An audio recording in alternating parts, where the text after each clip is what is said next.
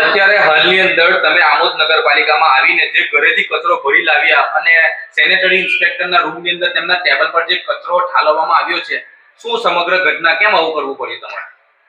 આવું એટલે જ કરવું પડ્યું કે તમને જણાવું કે આમોદ નગરના દરેક વિસ્તારમાં છેલ્લા ઘણા સમયથી જે કચરો ઉઘરાવવા માટે જે ટેમ્પો ફરતું હતું, તે છેલ્લા ઘણા સમયથી ટેમ્પો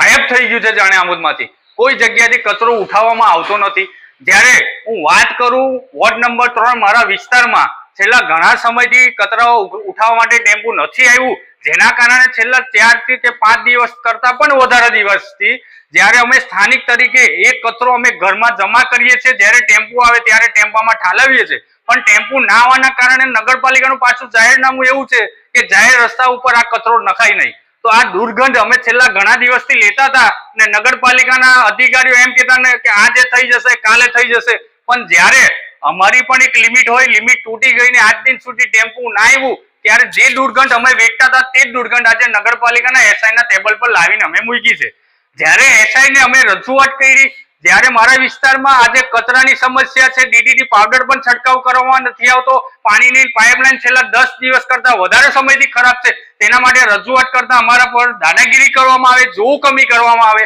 પણ આ અધિકારીઓ એ ખાલી ખૂબ મોટા પાયે ભ્રષ્ટાચારમાં ફાટી ફૂલી ગયા છે, તેમની જવાબદારી પણ ભૂલી ગયા છે. આ જ અધિકારીના કાર્યકાળ દરમિયાન જ્યારે ડીડીટી પાવડર છંટકાવ કરવાનો હોય એની જગ્યાએ ડીડીટી એક્સપાયર થઈ જાય છે, પણ આમોદ નગરના તમામ વિસ્તારમાં આજ દિન સુધી ડીડીટી પાવડરનો છંટકાવ કરવામાં આવતો નથી. તેમજ તમને વિશેષમાં જણાવું, છેલ્લા ઘણા સમય ઉપરાંત